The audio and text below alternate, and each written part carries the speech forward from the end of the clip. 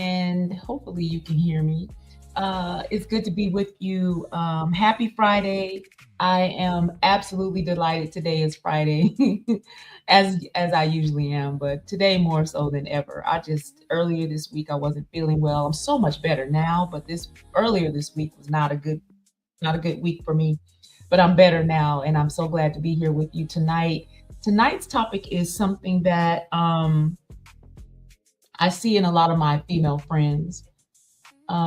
It's something that we don't really talk about a lot, or maybe it's not that we don't talk about it. We just have been conditioned to internalize most of what we do think about, and so this topic doesn't come up very often. But I want to talk about it tonight because I've been thinking about it and praying about some of the ways that I internalized and took responsibility for the behaviors and the choices and decisions of other people, and how it robbed me of my peace for many, many years.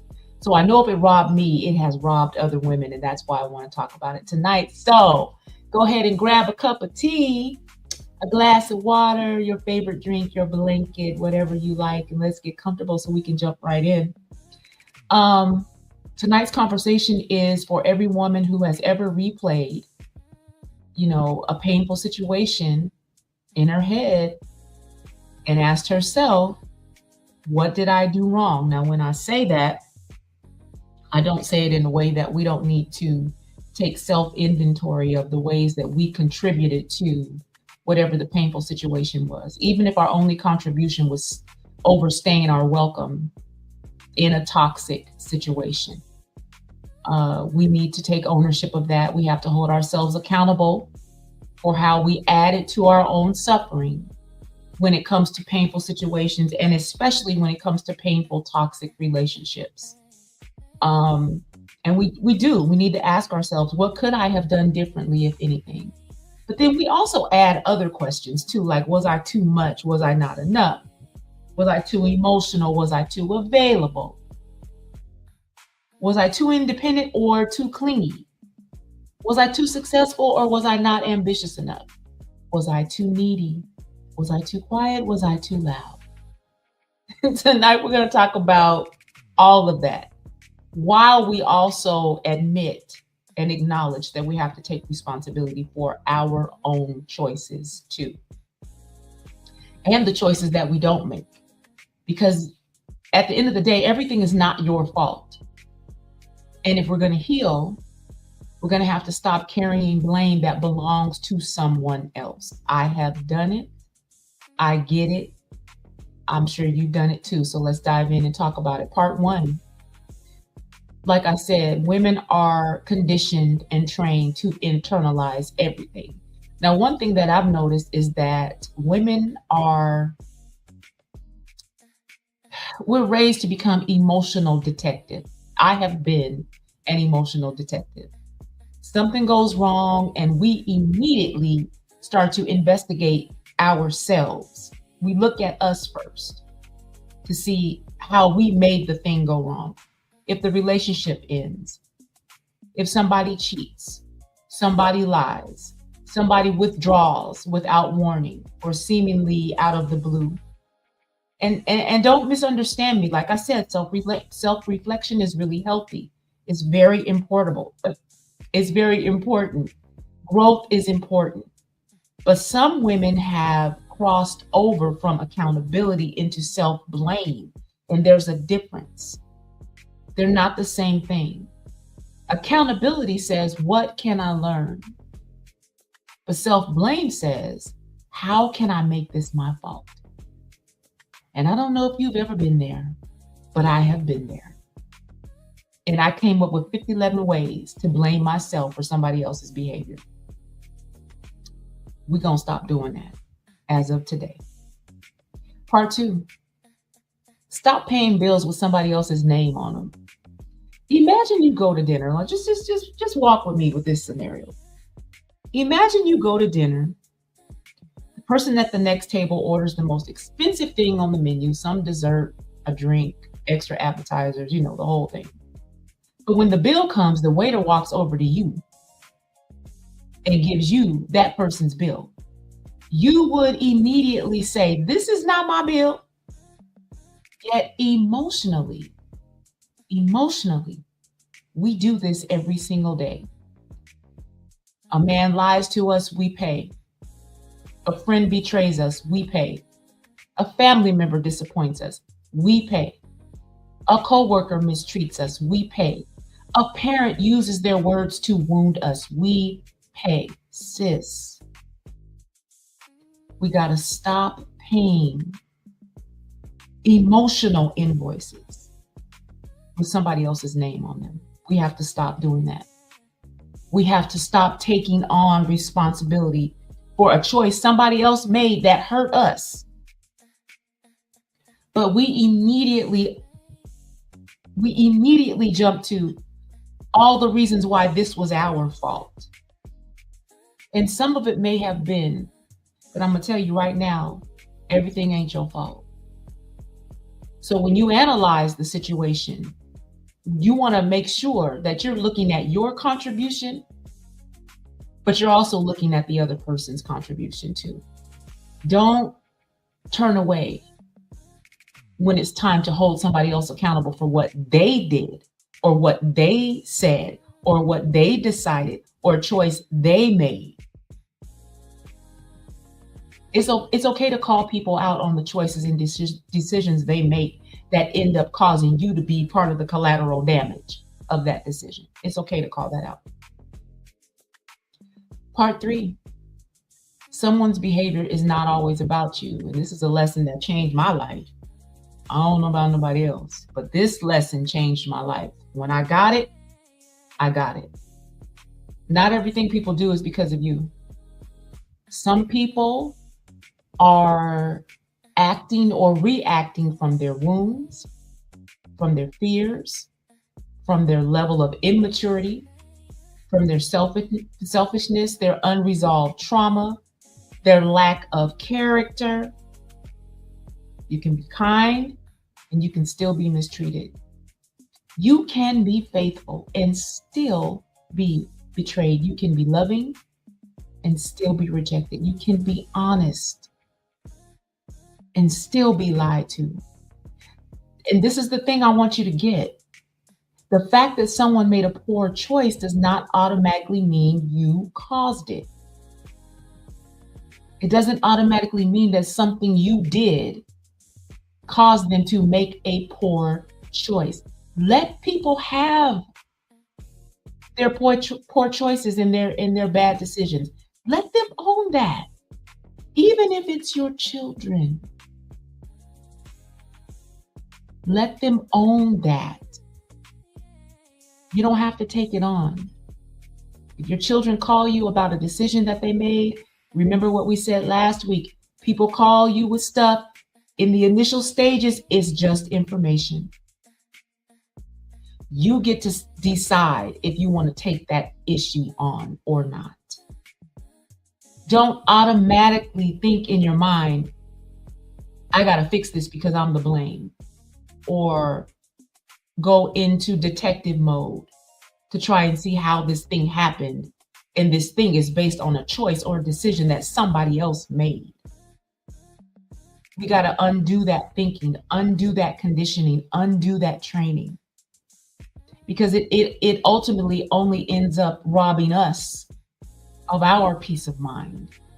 That person can go on down the street skipping and a hopping and ain't thinking about how their decisions and choices are affecting you because you have internalized them and put them on your plate, or you are paying their bill. I hope that makes sense. Part 4, his decision was not your diagnosis. And this is what I'm going to call the fire point right here. Many of us as women take somebody else's decision and turn it to a diagnosis of our own worth. He cheats and now, she thinks she's not enough. He left. Now she thinks she's not lovable. He chose somebody else. And now you think you're not valuable. He refused to commit. And all of a sudden now you're not marriage material. No, ma'am. His decision was not your diagnosis. One person's inability to recognize your value does not decrease your value. A person rejecting you does not rewrite what God says about you. And we want to anchor this in the scripture because that's what we do over here at Fridays by the Fire. Romans 14:12 says, each of us will give an account of ourselves to God. And I know you hear this at church all the time. When you get to heaven and you have your sit down with the Lord, He's not going to ask you about what somebody else did. He's going to be talking to you about what you did. So if God is not asking you to carry somebody else's choices and decisions, you shouldn't be carrying them. You need to free yourself. And you need to do it today. Point 5. What actually belongs to you? Now, before somebody out there says, well, Sandy said nothing's my fault. That's not what I'm saying in entirely. We are responsible for our own choices, our own boundaries, or the lack thereof. We are responsible for our own healing, the way we communicate. We are responsible for our own standards or the lack thereof, our own growth. We're responsible for those things.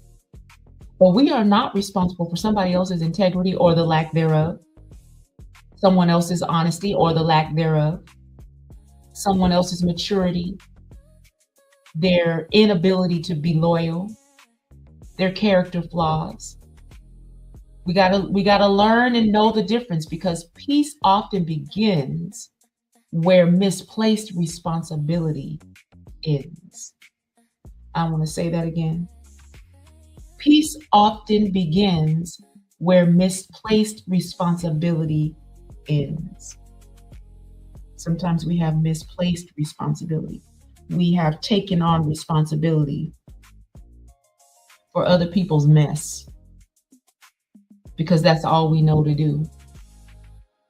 But like Dr. Maya said, when we know better, we have a responsibility to do better.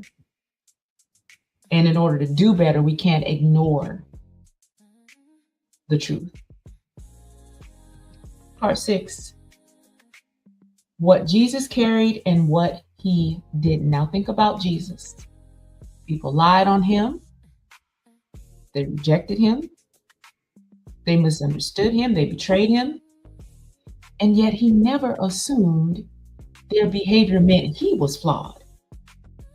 He remained secure in who he was. So that means he's given us permission to stop letting the actions of others become evidence against ourselves. Because not every wound is some kind of proof that you failed. Sometimes it's proof that somebody else failed you. And it's okay to say that. It's okay to own that. It's okay to allow yourself to be aware of that. Sometimes they failed you. And that's not a wound that you have to carry for the rest of your life. You can see it, you can own it, you can acknowledge it, and then you can let it go. So you can walk forward untethered by the actions of someone else. Untether yourself. Free yourself from that. You owe it to yourself to do it. So tonight I want you to release every single bill you've been paying that does not belong to you. That betrayal bill, that abandonment bill, that rejection bill, the infidelity bill, the disappointment bill. If your name ain't on it, stop carrying it.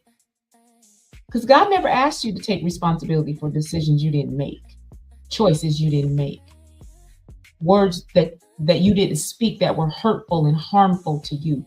God never asked you to take responsibility for that. Everything is not your fault. And the sooner you stop carrying blame that belongs to somebody else, the sooner you will have room to carry the peace and the joy that belongs to you. Sis, stop turning other people's choices into evidence against yourself. Some of that pain you've been carrying was never, ever yours to own. And that's my final word for Fridays by the Fire. Again, thank you so much for being here tonight. Enjoy your weekend. I will see you next time. We're going to leave with what has turned out to be one of my favorite songs. It just so happened that I wrote it. It's called I Am Enough. And I like to play this song at the end of every Fridays by the Fire episode because I just want it to be a reminder to you that nothing somebody else does is a reflection of your worth. You are enough just by virtue of being a child of God. Does that mean you don't have things in your life that you need to work on? No, that's not what that means. But it means as of right now, today, in this moment, you are enough. Now, in the meantime, y'all be good. God bless and good night.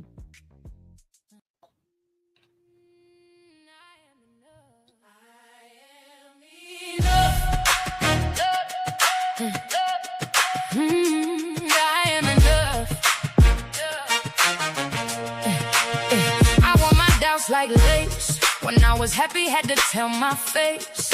Smile through the ache. Then I had enough. Looked in the mirror, saw heaven in my frame. No more begging for a secret, make sure they know my name. You said, no, don't you worry about what tomorrow holds. Birds still get their breakfast. And flowers still unfold.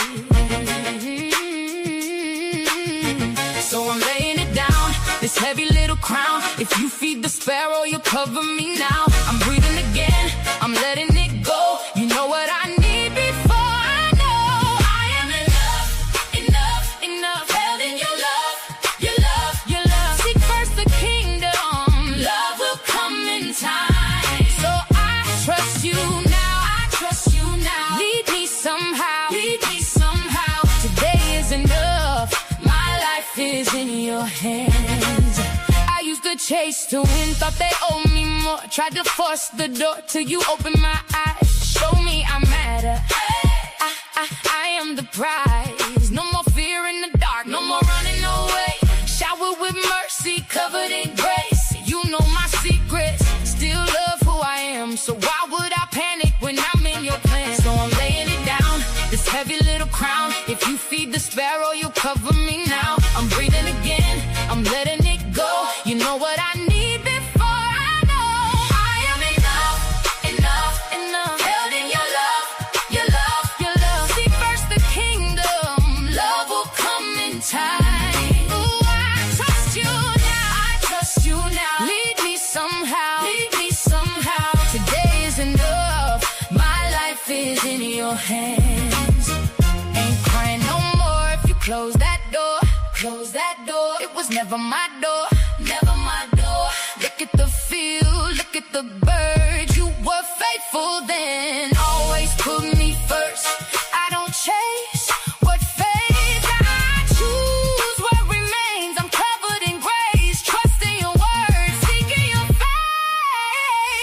I am enough, enough, enough. Held in your love, love, love. Seek first the kingdom, love always comes on time.